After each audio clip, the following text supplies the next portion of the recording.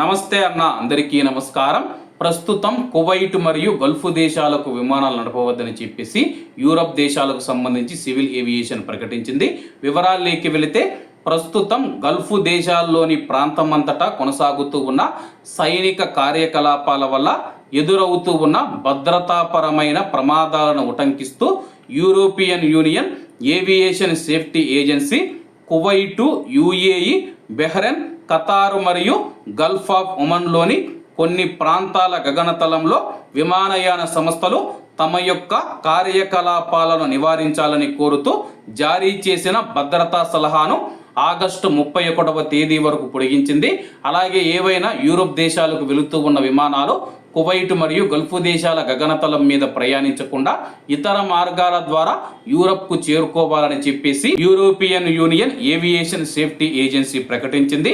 July 22వ తేదీన సవరించబడిన update చేయబడిన information bulletin దాని యొక్క సిఫారసులో ఎటువంటి మార్పులు చేయకుండా ప్రస్తుత సలహా యొక్క చెల్లుబాటును పొడిగిస్తూ ఉందన్నమాట.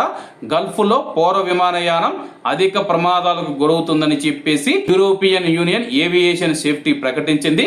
ప్రస్తుతానికి యూరోపియన్ యూనియన్కు సంబంధించిన యూరప్ దేశానికి సంబంధించిన విమానాలు ఏవైతే ఉన్నాయో కువైట్ మరియు గల్ఫ్ దేశాలలోని గగనతలాల మీద ఎయిర్ స్పేస్ మీద ప్రయాణించకుండా ప్రత్యామ్నాయ మార్గాల ద్వారా మీరు ప్రయాణించాలని చెప్పేసి, అలాగే ఆగస్టు 31వ తేదీ వరకు కొత్త అప్డేట్ ఏదైతే ఉందో అప్డేట్ చేసిన సవరణలు ఏవైతే ఉన్నాయో అవి అమల్లో ఉంటాయని చెప్పేసి ప్రయాణికులు మరియు విమానం యొక్క భద్రతను, రక్షణను దృష్టిలో ఉంచుకొని ఈ యొక్క కొత్త ఆదేశాలు జారీ చేసినట్లు European Union Aviation Safety agency ప్రకటించింది. కాబట్టి అందరూ బాగుండాలి, అందులో మనం ఉండాలి. అందరికీ నమస్తే అన్న, జై హింద్.